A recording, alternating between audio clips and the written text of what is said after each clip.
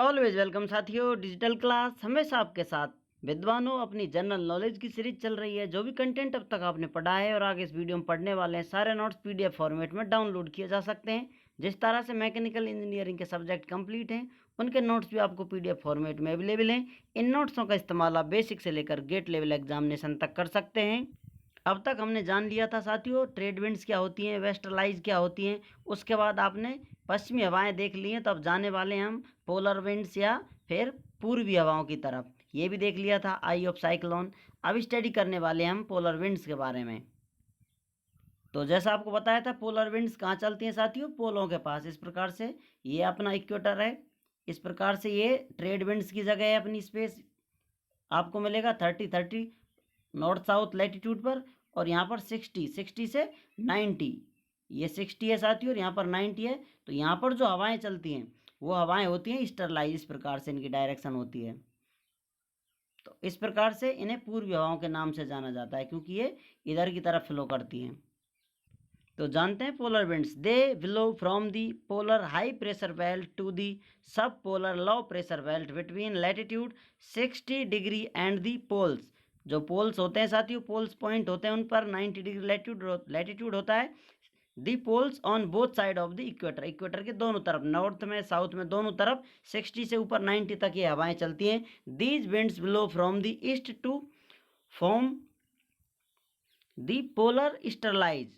अब इनका नाम पोलर स्टरलाइज के नाम से भी इन्हें पुकारा जा सकता है। They are more regular in the southern hemisphere, ये और प्रॉपर रूप में चलती हैं, या आप कहें नियत बनी रहती हैं साउदर्न हेमिस्फीयर पर। रीजन आपको बता दिया कि यहाँ पर साउदर्न हेमिस्फीयर अवरोध नहीं होता, इसलिए हवाएं साउदर्न हेमिस्फीयर पर रेगुलर चलती रहती हैं, क्योंकि इन्हें डिस्टर्ब करने के लिए कुछ होता नहीं है।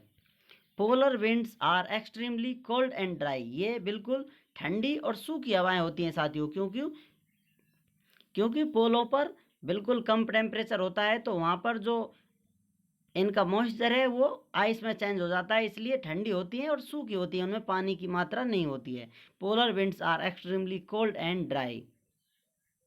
अब तक जो आपने हवाएं पढ़ी हैं वो लगातार बनी रहती हैं, रीजन बता दिया किस प्रकार से चली रहती हैं। लेकिन और कुछ हवाएं अलग नामों से भी जानी जाती हैं, कुछ चेंज देखे जाते हैं, समय के अनुसार भी हवाएं बदल जाती हैं, उनको अलग अलग लोकल नामों से भी जाना जाता है।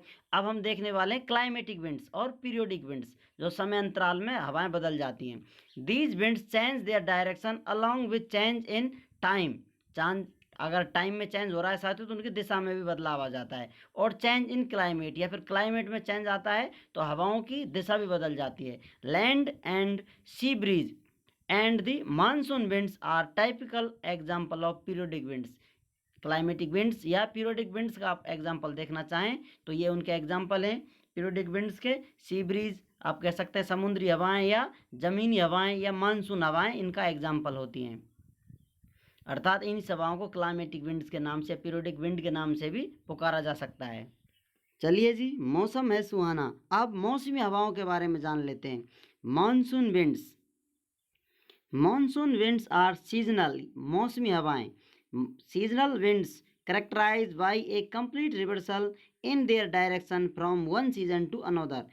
सीजन में जो बदलाव आता है, ऋतुओं में, मौसम में जो बदलाव आता है, तो इनकी डायरेक्शन, इनकी दिशा में, इनके फ्लो में भी बदलाव आ जाता है एक सीजन से दूसरे सीजन में। तो बदलाव क्या आ रहा है दोस्तों? They blow from the sea to the land in summer, गर्मियों में ये समंदर से जमीन की तरफ आती हैं, और यदि चेंज आ जाता है, ऋतु बदल जाती है, सर्दियाँ आती हैं, तो land to the sea in winter, सर्दियों में जमीन से समंदर की तरफ वापस चलने स्टार्ट कर देती हैं।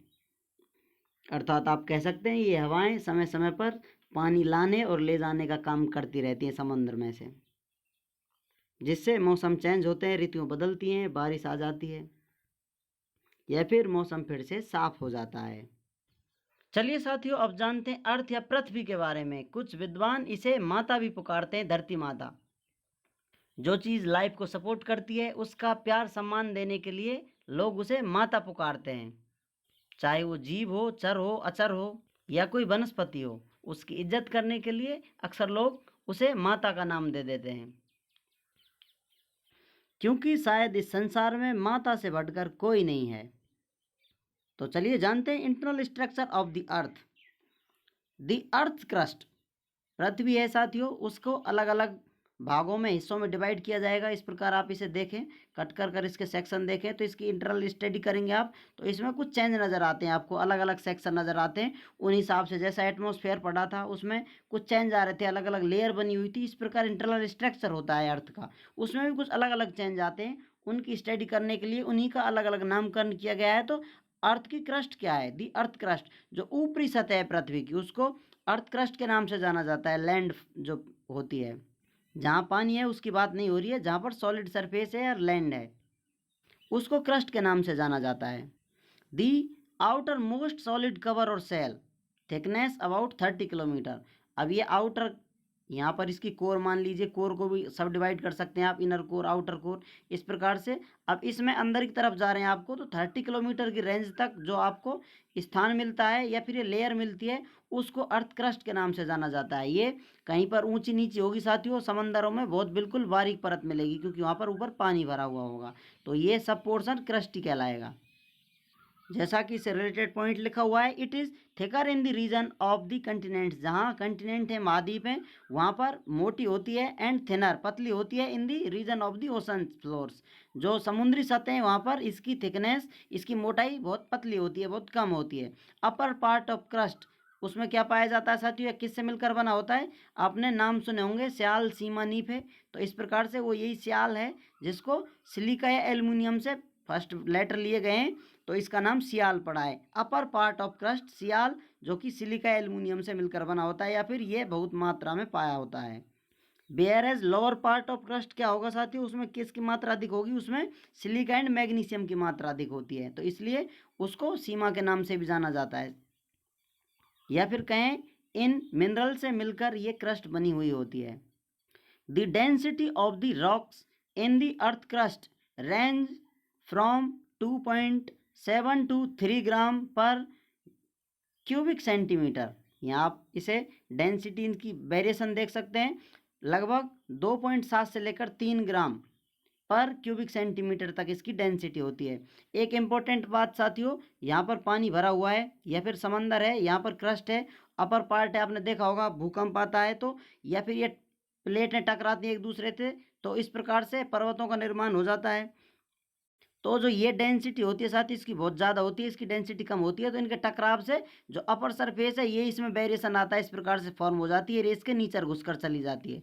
यदि ऐसा होता है ऊपर चली जाए तो सारी अंदर चला जाए, ऊपर पानी पानी हो जाता, लेकिन इसकी डेंसिटी कम है, इनके टकराव से ये अंदर की तरफ जाएगी, नीचे की तरफ, और ये इसमें फॉर्म होगी, इस प्रकार से वेरिएशन देगी तो ऊँची नीचे जगह हो जाती हैं, हिमालय माउंटेन्स बन जाते हैं, और इन्हीं के खिसकने से, डिस्टर्ब होने से ही भूकंप आते हैं।